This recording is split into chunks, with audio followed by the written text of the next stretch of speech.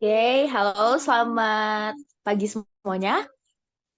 Apa Di itu? sini, ya, di sini aku ya sebagai moderator Jalan FGD hari ini. Tema FGD kali ini adalah bagaimana psikologi memandang mistis. Ya, psikologi dan hal-hal mistis. Apakah itu berkaitan atau tidak? Gitu. Jadi sebelum kita bahas masuk ke dalam topik utama, aku mau tanya dulu nih, kira-kira teman-teman di sini ada nggak sih yang pernah mengalami kejadian mistis? Boleh dong di-share pengalaman-pengalamannya dulu. Saya cerita-cerita dulu.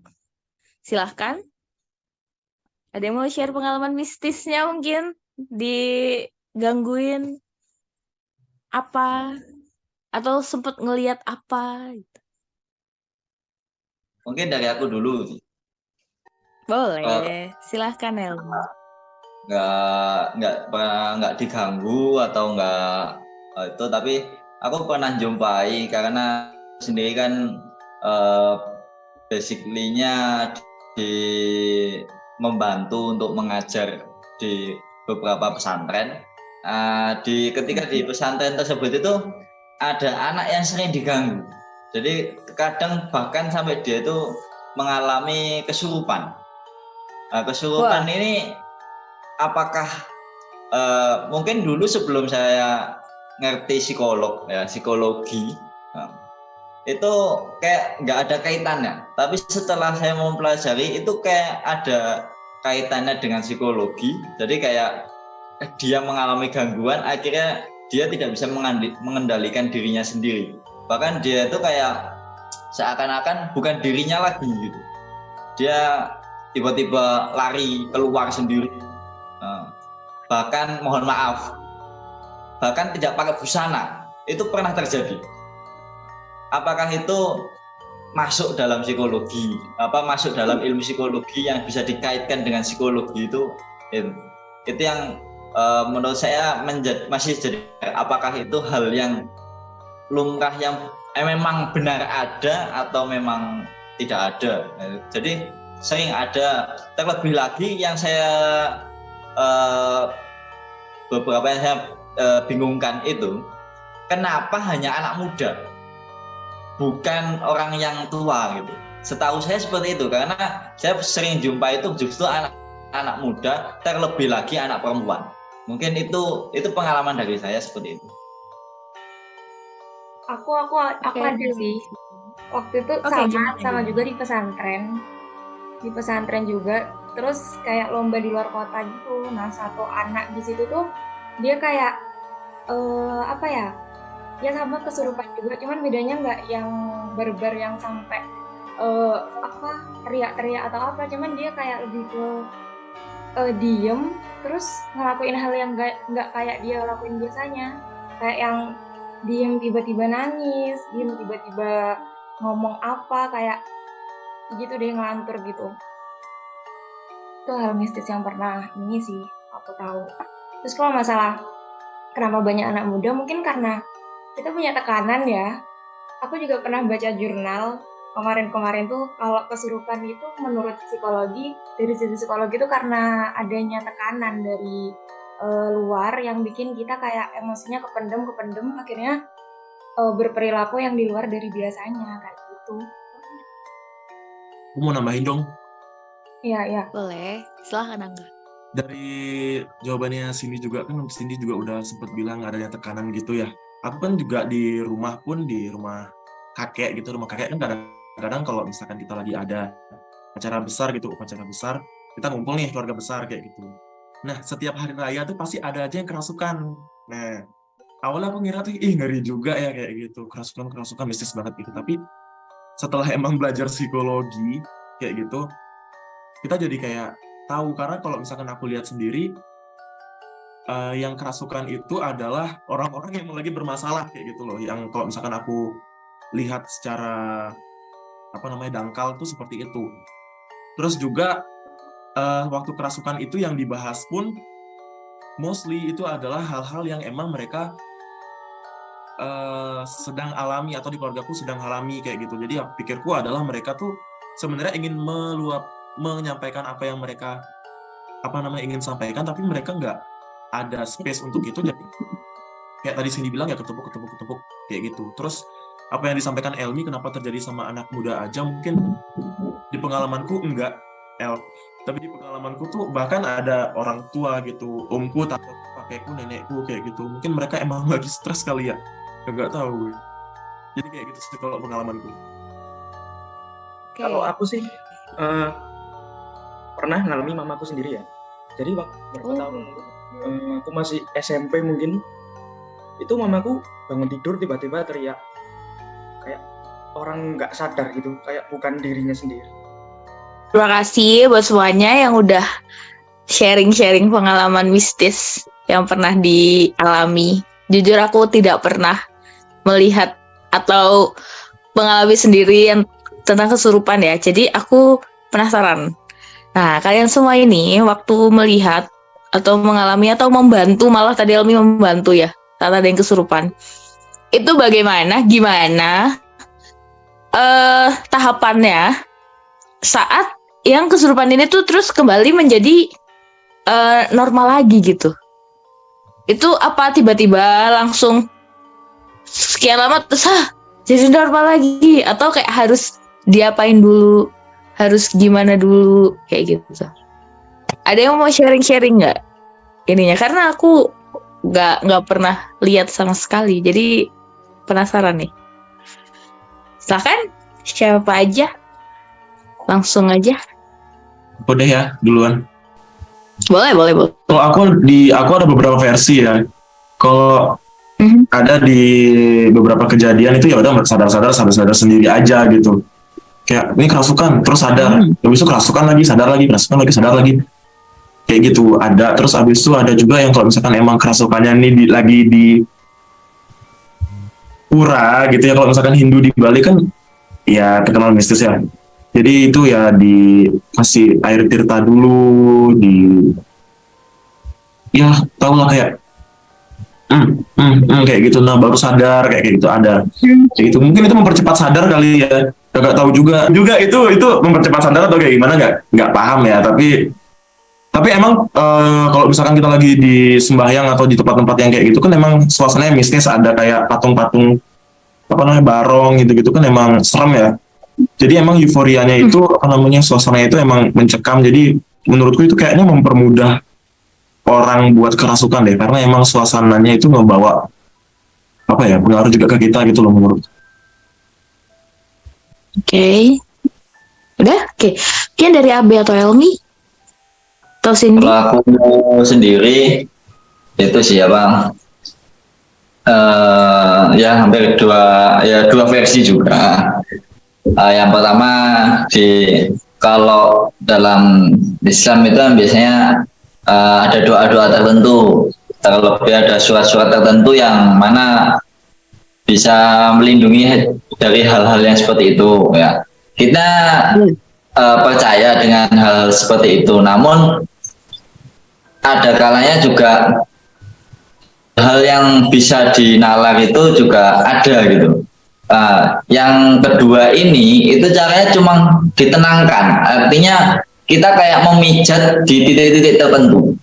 Jadi di titik tertentu itu ada yang mana pijatan itu untuk merilekskan otot-otot. Karena saat orang itu sedang kerasukan atau sedang melihat sesuatu itu semua tegang, badannya tegang, ototnya keluar semua, istilahnya gitu. Jadi mereka tegang. Nah, ketika itu kita harus menekan atau memijat di titik-titik tertentu itu bisa membuat mereka sadar juga. Jadi ada yang dibacakan dengan Quran. Mungkin memang kalau kita masuk dalam Islam, Quran itu kan menenangkan juga. Intinya kan juga menenangkan. Mungkin dari situ itu juga bisa menenangkan. Jadi Quran itu hal yang menenangkan untuk diri gitu. Nah, kemudian yang kedua itu ada titik-titik tertentu, pijatan-pijatan tertentu itu yang bisa membuat orang tersebut tenang. Akhirnya dia sadar lagi. Seperti itu. Itu kalau dari saya seperti itu. Kalau dari AB, ini kan malah pengalaman yang pribadi banget ya, yang Oke. Kalau dari aku kan pengalaman dari orang tua aku sendiri. Jadi waktu itu Iya orang tua benar. aku kan eh, masuk fase-fase histeris teriak-teriak itu tadi. Terus setelah itu Mhm. didoakan kebetulan keluarga aku kan Kristen ya. Jadi didoakan Mhm. terus sampai setelah doa itu mamaku pingsan. Setelah pingsan sadar Oke. kayak badannya tuh lemes. Kebetulan mamaku Mhm. juga kalau kata orang sih indigo ya, nggak tahu itu ada atau nggak tahu. Indigo terus mungkin banyak tekanan juga waktu itu. Lu nggak sadar ya bertingkah seperti itu, teriak-teriak gitu. Tapi setelah didoakan sadar, gitu aja.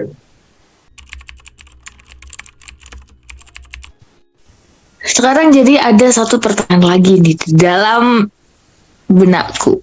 Eh, Gimana sih kesurupan menurut psikologi? Ada yang bahas nggak sih? Pernah nggak sih ada yang bahas tentang hal-hal mistis tentang indigo atau kesurupan dalam psikologi? Ada yang tahu nggak sih tentang itu? Ada yang pernah cari mungkin datanya atau kayak aku pernah baca di mana gitu. Maksud aku gini, kan kalau misalnya yang tadi ada dibilang histeris atau dibilang banyak tekanan dan lain-lain gitu kan. Itu kan dari psikologi ya. Tapi kalau misalnya mau dilihat dari sisi mistis, ya lagi kemasukan jin. Dan kalau misalnya di agamaku ya kita memang harus mempercayai kalau jin dan yang hal seperti itu ada. Nah ini kan maksudnya jadi lihatnya tuh dari dua sisi yang berbeda. Ini kita gimana gitu bisa tahu ini tuh kemasukan jin atau lagi banyak tekanan. Nah, itu gimana tuh? Bingung. Nanti kalau misalnya menghadapi yang seperti itu, apakah ini kesurupan atau ini schizofren? Itu sama apa enggak? Ada yang mungkin bisa kasih penjelasan ke aku, ke kita semua yang mungkin punya pertanyaan yang sama-sama aku? Kalau dari aku sih, kalau kita bahas secara saintifik dulu kan ya, kesurupan itu kan jin, berarti makhluk gaib kan. Itu kan sebenarnya makhluk gaib itu kalau secara saintifik nggak ada. Itu cuma aku pernah baca itu intersubjective reality. Jadi apa yang dipikirkan manusia sebenarnya nggak ada, tapi adanya di pikiran aja. Jadi hantu itu nggak ada. Cuma karena manusia memikirkan wah ketakutan akan suatu hal, misalnya hantu. Jadi itu ada di benak manusia gitu. Kalau secara saintifik ya, bukan secara agama. I see. Terima kasih ya, Be. Yang lain mungkin Angga atau Elmi atau Cindy. Tahu sih ada keterkaitan dengan schizofren ya, yang mana dia tidak bisa membedakan hal yang nyata dengan hal yang tidak nyata. Jadi seakan-akan ketika dia ada suatu tempat mungkin anak-anak indigo atau yang bisa melihat, tiba-tiba bisa melihat, mungkin pada saat itu dia berada di tingkatan tersebut gitu. Dia lagi keadaan yang mana tidak bisa membedakan pikirannya dengan kenyataan yang dia lihat langsung. Jadi terganggu visualnya seperti itu. Mungkin ada beberapa buku yang tak baca seperti itu, yang dia mengalaminya seperti itu. Mungkin itu sih. Oke, thank you Elmi. Gimana Angga? Tadi kayaknya udah mau menyampaikan sesuatu. Iya, waktu aku di semester 1 kan, itu kan ada psikologi umum tuh. Dan waktu itu kalau nggak salah materinya mengenai sensasi persepsi. Itu. Nah, di sana tuh juga ngebahas mengenai bagaimana pandangan kita tentang anak indigo, terus yang ilmu-ilmu kayak apa ya, cenayang-cenayang gitu loh. Jadi kan cenayang itu meramal masa depan gitulah. Terus aku baca di bukunya dan sempat juga diinformasikan gitu kalau misalkan kita ada yang namanya persepsi tanpa sensasi. Apa kebalik ya? Apa gimana ya? Pasti. Bener ya, Sin ya? Iya. Gimana sih, Sin? Gimana sih? Aku kok lupa ya? Iya, persepsi tanpa sensasi. Jadi gak bakalan ada pemikiran kalau tanpa ada stimulus itu tadi kan. Ya, itu sih yang dibilang dari ilmu psikologi itu kayak gitu. Jadi ya yang dibilang sensasi itu yang sensasinya itu nggak nyata gitu loh. Jadi yang dibilang Abid juga benar ya. Kita ngelihat setan nih, setannya itu ya kita nggak tahu itu nyata atau nggak ada penjelasan secara apa namanya ilmiahnya mengenai hal itu gitu. Jadi makanya itu nggak bisa disebut dengan sensasi gitu. Jadi tidak ada. Aku juga pernah baca jurnal itu, sebenarnya indigo itu kan orang-orang lebih mikir indigo tuh ke ini mah supranatural, ke kayak bisa lihat makhluk halus lah apa. Tapi sebenarnya indigo itu bukan anak yang lebih ke arah supranatural, tapi lebih ke mereka itu anak yang peka sama hal-hal yang bahkan manusia normal merasakan itu nggak bisa merasakan hal itu gitu. Jadi emang agak apa ya, kompleks ya kalau pembahasan tentang hal di luar jangkauan kita. Masuklah psikologi transpersonal juga itu.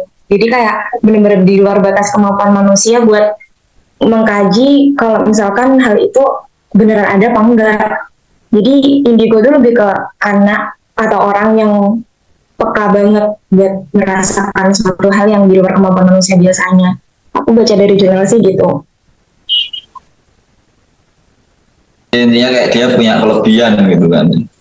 Bukan cuma ke hal supranatural aja gitu. Oke. Makasih buat semuanya, buat penjelasannya. Ngomong-ngomong tentang kesurupan, terus tadi ada juga lihat hantu dan lain-lain. Kalau yang dia bukan indigo, katakanlah dia bukan indigo. Kalau indigo kan dia punya kelebihan ya, memang lebih peka. Tapi ini adalah bukan indigo. Tapi sewaktu-waktu dia mengklaim kalau dia melihat setan atau hantu gitu. Itu gimana tuh? Maksudnya itu beneran? Atau kalau dari psikologi mungkin bisa dijelasin nggak? Kira-kira apa sih? Gimana sih? Apa itu salah lihat? Apakah itu halusinasi?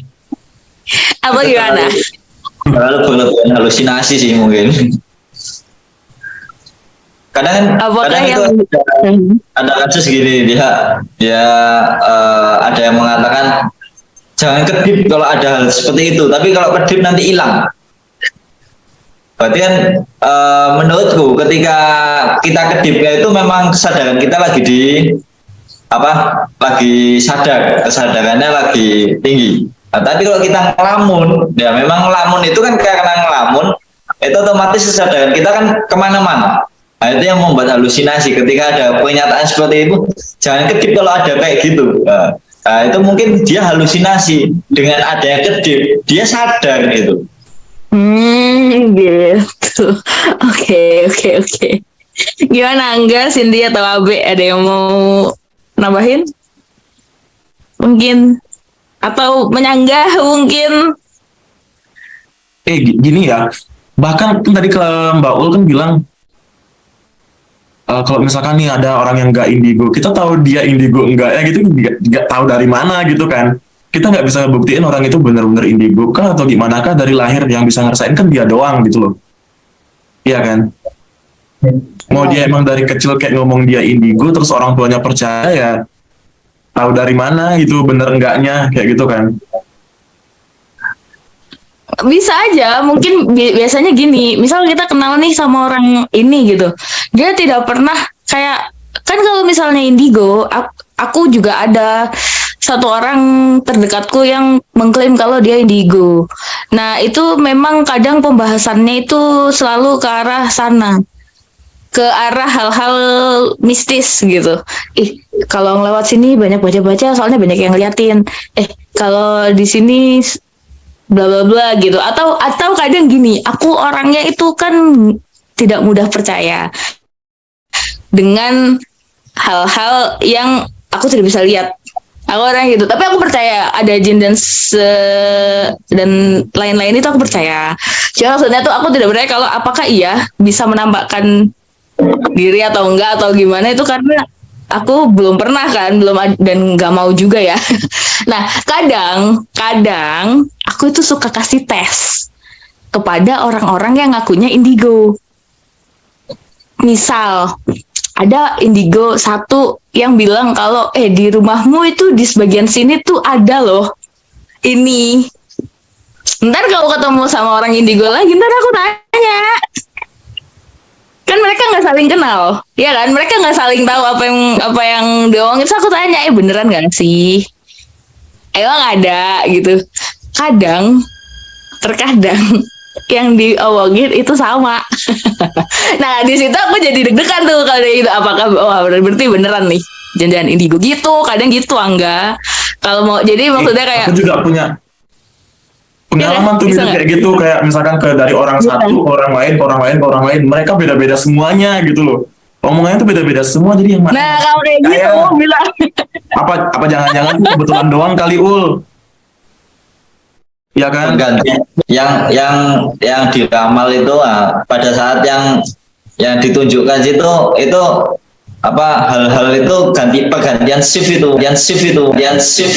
lagi ada shift 1, shift 2, jadi beda-beda makanya. Dong. Ini permasalahannya tuh yang aku kasih tahu ini bukan masalah ngelihat makhluk halus atau enggak ya, tapi ini adalah kasus agak beda nih, tapi emang sama-sama indigo, kayak misalkan kasus santet teman-teman. Ayo. Nah, udah ke beberapa orang nih, beberapa orang ditanyain, oh ini kena santet nanti, contoh ya, ini kena santet nih, santetnya dari Lombok. Nah, ke orang B ini santetnya dari Kalimantan, pindah-pindah santetnya gitu. Jadi kan bingung juga nih percaya yang mana. Terus ada bilang juga katanya, ini kamu gara-gara di rumah nih tidurnya kebalik, iya kepala di bawah gitu, kaki di atas kayak gitu kan. Kalau gitu itu berarti ke orang pintar gitu kah? Iya. Ya orang pintar kan termasuk kelebihan kan indigo kan. Tapi kenapa kok dinamai orang pintar?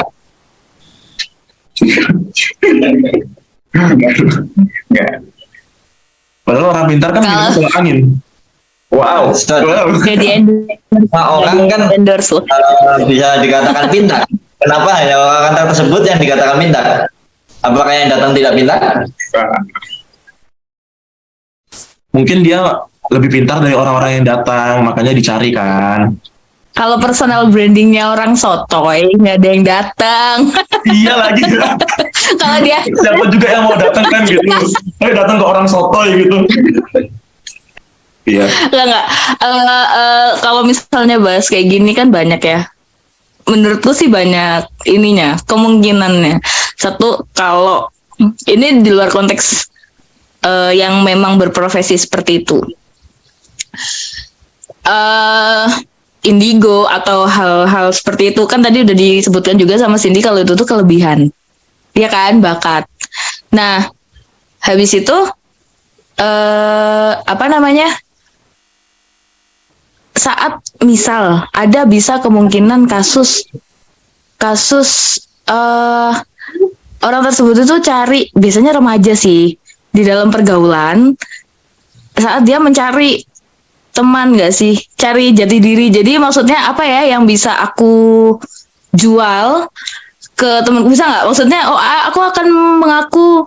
Mungkin kalau sekarang kan banyak tuh podcast horor dan lain-lain ya kan, terus kayaknya keren ya kalau bisa ngelihat sesuatu yang orang tuh nggak bisa gitu loh, ngerti gak sih? Jadi kayak aku akan bilang kalau aku indigo. Jadi saat dia ditanya ya dia akan sebut aja apa yang keluar dari mulutnya, walau sebenarnya mungkin tidak seperti itu, kayak gitu, ngerti gak sih? Atau kayak misalnya kalau di kasus orang pintar, dukun,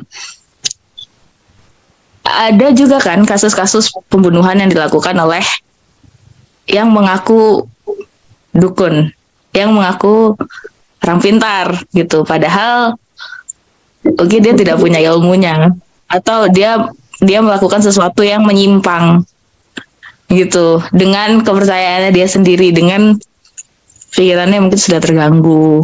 Kayak gitu. Kalau menurutku kemungkinan kayak gitu kan ada. Jadi biar dia dianggap orang keren gitu ya. ini bisa jadi, atau ya kalau untuk daerah-daerah yang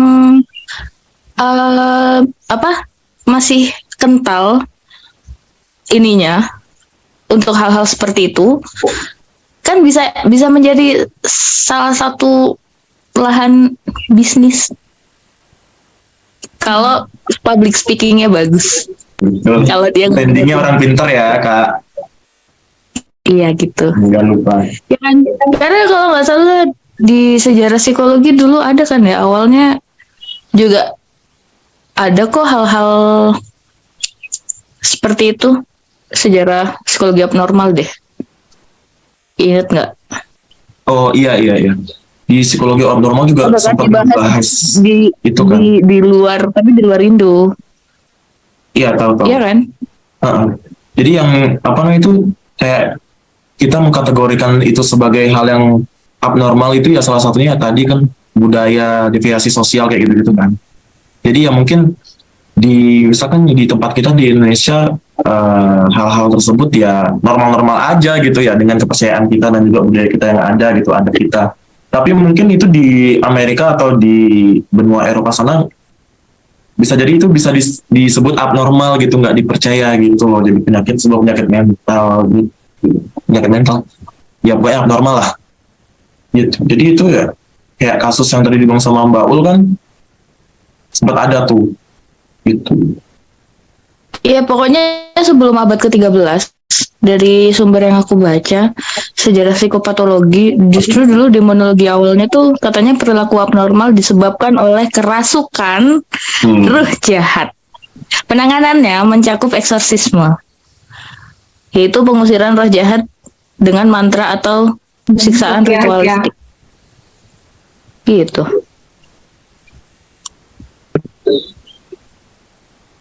Jadi memang sebenarnya psikologi sama hal-hal ini tuh ini ya berkaitan cukup erat. Berkaitannya tapi kadang-kadang bipolar nggak sih? Kayak satu ke sana gitu, nggak nemu. Iya. Benar. Jadi kita punya sudut pandang lah untuk itu. Ketemu titiknya, bakal selalu ada anggapan yang berbeda-beda selalu. Ada yang dia jumpai itu mengatakan hal itu, tapi yang lainnya nggak menjumpai, tidak terima kalau ada hal seperti itu gitu. Oke, jadi gini aja deh. Kita kan nggak tahu ya. Itu tuh khususnya buat aku sendiri ya. Bagaimana kita seorang calon sarjana psikologi kalau menghadapi kasus-kasus yang entah ini kerasukan atau ini skizofrenia. Nah, gimana? Gimana cara kita untuk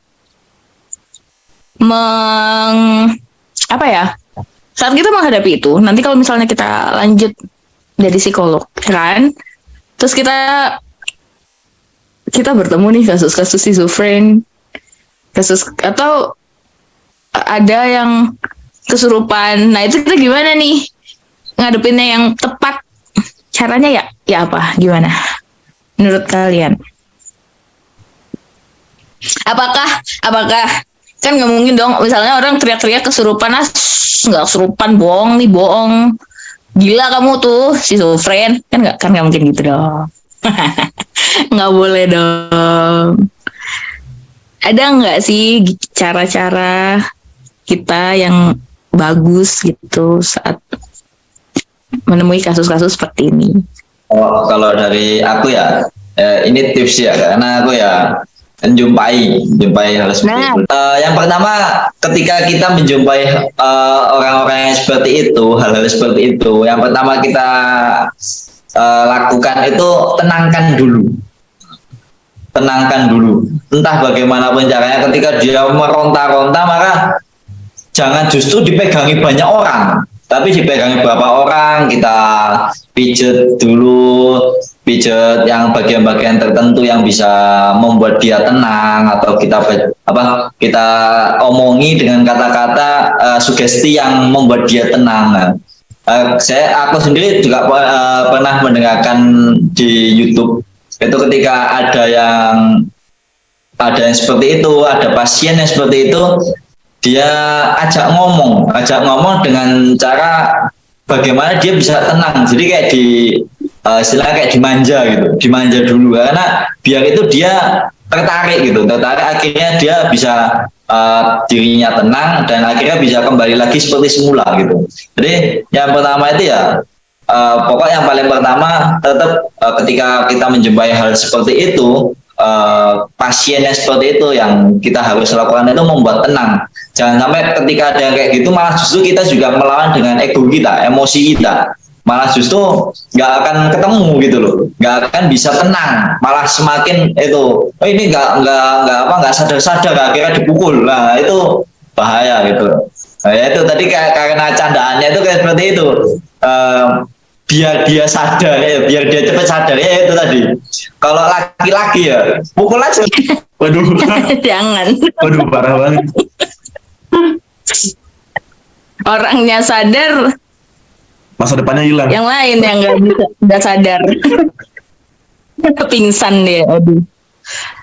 Kalau dari Angga gimana? Ada nggak sih gimana caranya kita yang bagus, yang baik buat saat menghadapi Mungkin ya kalau misalkan kita posisi kita nih sebagai calon sarjana psikologi dan akan berprofesi sebagai psikolog ya, amin teman-teman. Amin. Mungkin ya ini kayak ya pasti tadi bilang Elmi juga gitu ya, nggak mungkin kita orang lagi kerasukan, lagi jerit-jerit, teriak-teriak, nangis, kita ujuk-ujuk di terapi gitu kan. Ya, pasti kita ada prosesnya juga, ada tahap-tahapannya. Kalau misalkan di sesi konseling kan kita juga harus bangun ikatan gitu loh sama konselingnya gitu. Jadi yang pasti kita tenangin dulu anaknya atau siapapun itu, kita tenangin sampai nanti akhirnya emang udah bisa diajak bicara, baru nanti kita mungkin kita kasih assessment or penanganan berupa konseling atau apapun itu, nanti ya itu psikolog profesional lah ya yang punya ranahnya gitu. Kalau untuk kita nonton aja dulu kali ya, nonton dulu lah gitu. Dari aku sih kurang lebih sama. Oke. Sama. Gak ada tambahan? Kurang lebih sama ya, ditenangin dulu, jangan langsung kayak ditanya-tanyain, kan nggak mungkin juga orang lagi teriak-teriak ditanya-tanyain, belum sadar juga.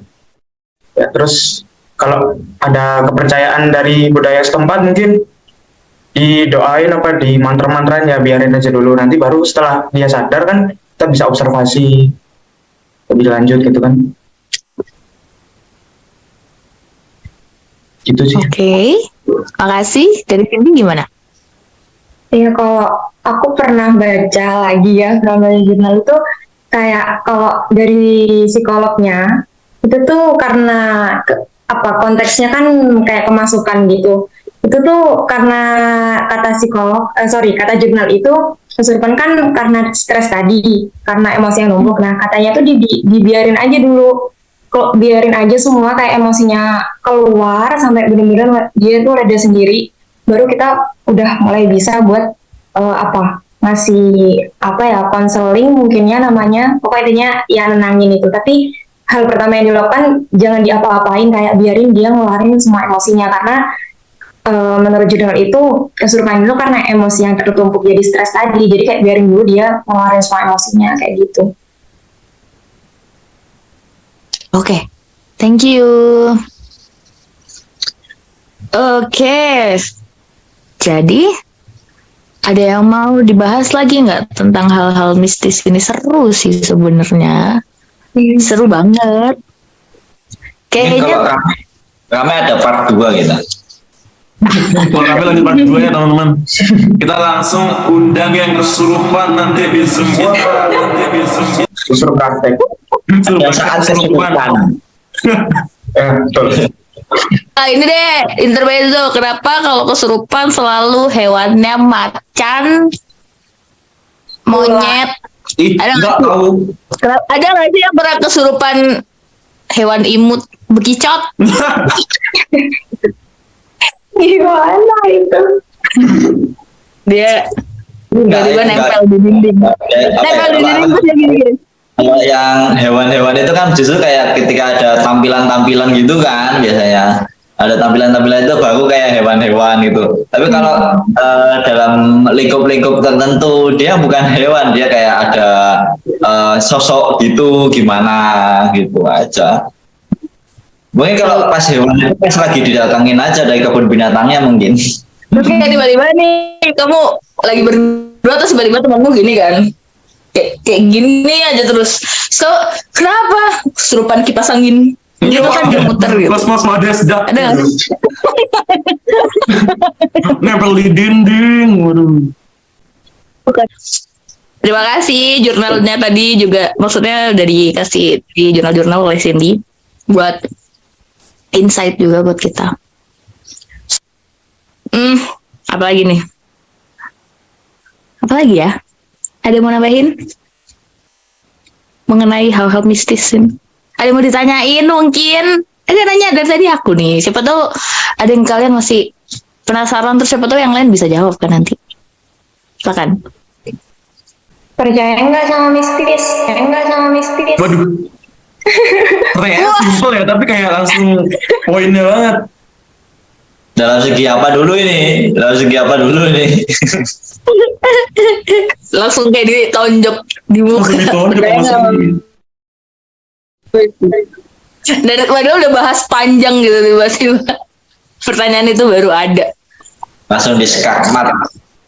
Antara kita menjawab bisa salah bisa benar. Nggak ada benar salah kok. Tidak ada benar salah. Nggak ada benar salah. Aku deh Sin jawab duluan Sin. Belum masuk. Silakan. Mistis tuh percaya nggak percaya ya teman-teman. Nggak boleh kayak gitu. Pilih salah satu. Mistis.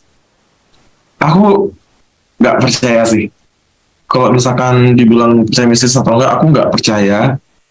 100% aku nggak bisa percaya gimana. Mungkin ya kalau ada mistis mungkin aku 10%-nya percaya kali ya, 90-nya enggak kayak gitu. Karena apa?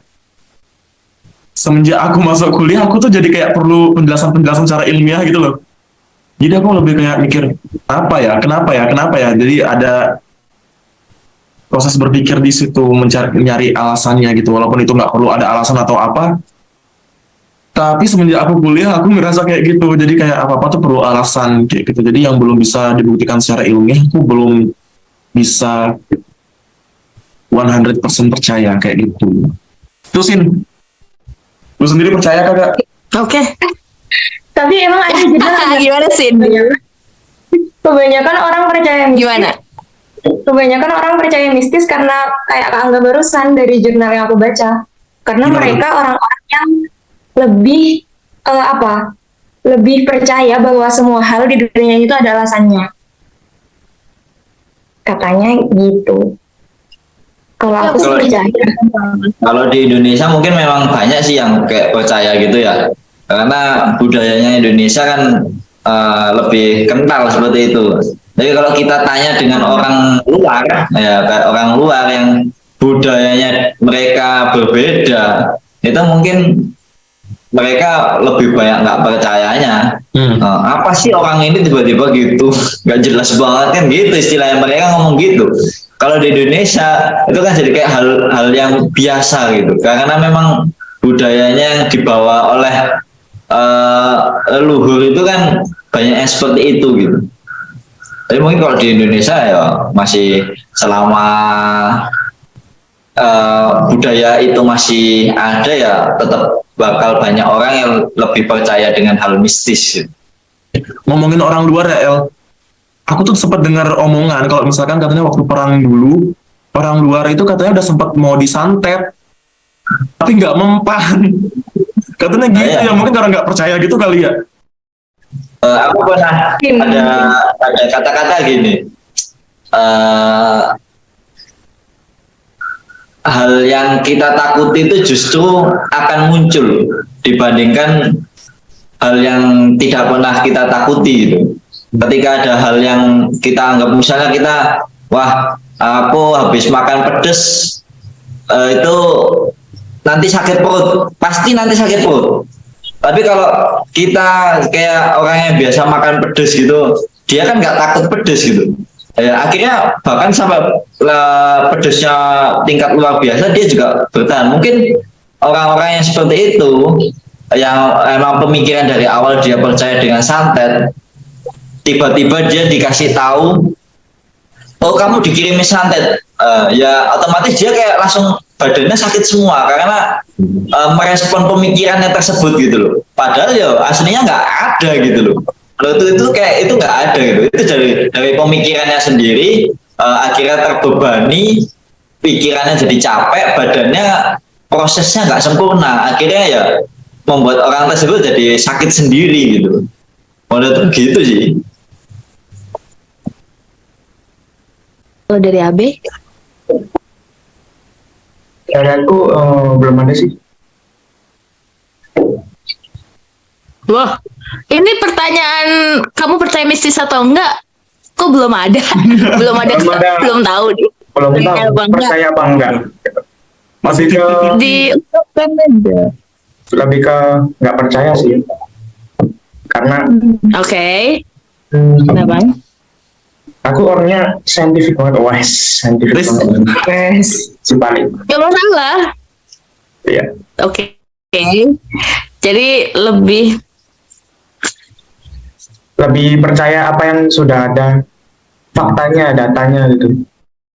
Oh, berarti AB ini tim aku, Ul. Betul, betul. Timku. Mari menjadi ilmiah bersama saya. Gitu. Ya, Ya. ya, makasih buat teman-teman. Aku nggak usah jawab kan, percaya atau enggak Jawab Percaya kok sama dong. Jawab dikit-dikit aja. kalian semua. Tanpa mengurangi rasa hormat kepada yang masih menjalankan budaya-budaya dan tradisi-tradisi yang penuh dengan hal-hal mistis. Itu nggak masalah, namanya juga kan kepercayaan orang ya. Aku menghargai itu, tapi kalau aku pribadi, karena diajarkan kalau jin dan lain sebagainya itu ada, itu berdampingan dengan kita, aku percaya. Tapi untuk yang mereka mengganggu, terus yang sampai mencelakai, melukai, itu kayaknya aku kurang percaya. Gitu, karena kan aku tidak mengalami sendiri dan tidak mau mengalami juga. Gitu, aku lebih percaya hal-hal kayak gitu tuh. Tadi sudah ada yang mengungkapkan ya, kalau ada semakin kita mikir kalau kita takut, semakin kita mikirnya jelek ya, semakin kita memikirkan itu, maka itu akan kemungkinan besar akan lebih muncul gitu ya. Ya gitu, jadi mungkin mindset kita sama pemikiran kita aja sih yang lebih dikuatkan ke arah yang lebih positif dengan cara ya satu kan tadi disebutin di awal tiap agama kita kan tadi seru loh, tadi ada yang Kristen, ada yang Hindu, terus ada yang dari Muslim juga, jadi banyak dan semuanya tapi rata-rata doa kan, didoain gitu. Berarti jadi walaupun walaupun beda-beda, satu utamanya kan doa itu, walaupun kayak jadi tetap ada kaitannya gitu loh. Jadi mungkin salah satu yang bisa membantu untuk mindset kita lebih positif, lebih nggak takut terhadap hal-hal itu ya dengan berdoa dan mendekatkan diri kepada yang di atas berdasarkan agama masing-masing kan. Itu juga salah satu yang membentuk mindset kita jadi lebih positif juga. Kayak gitu nggak sih? Kayak gitu sih kalau dari aku. Oke. Berarti kayaknya untuk debat kali ini, debat enggak ya? Diskusi kita kali ini diskusi kita siang kali ini cukup seru, sangat seru. Karena bahasannya luas banget ya. Oke, nanti ini untuk perdana seru banget. Kesimpulannya, mistis itu dibahas di dalam psikologi, gitu kan? Ada bahasan tentang hal mistis di psikologi. Bahkan dulu sejarah psikologi abnormal juga ada membahas tentang hal mistis, gitu kan? Tapi lalu berkembang, ada tentang persepsi, sensasi, dan lain sebagainya. Kalau menurut di kita, hal-hal yang seperti kerasukan itu adalah tumpukan emosi yang terbendung gitu ya, yang tidak bisa keluar, terus jadinya jadi stres negatif yang berlebihan, terus jadinya dikeluarkannya. Jadi kalau kata beberapa orang kayak orang kesurupan gitu ya. Karena kan histeris, kayak teriak-teriak, kayak ini kayak kerasukan apa gitu ya. Lalu mungkin dia lagi mengeluapkan emosi yang ada di dalam hatinya gitu ya. Karena tadi kalau dari contoh kasusnya Angga juga kan ada ya. Waktu teriak-teriak yang diteriakin adalah stres-stres yang dia lagi simpan gitu kan. Oke. Ada yang mungkin mau menambahkan sebelum kita tutup diskusi siang ini? Naomi, Cindy, Abe. Aku mau nambahin ini aja deh. Ya. Nanti kalau misalkan ini konten rame, kita lanjut part 2, kita bahas mistis. Lanjut. Jadi cerita-cerita mistis ya. Ntar pada nanya. Kasus-kasus yang lebih menarik.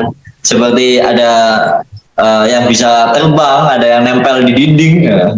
Apakah itu kesurupan cicak? Atau juga. Oke, berarti udah ya. Kita tutup. Harmoni Psikologi. Berkan. Berkan.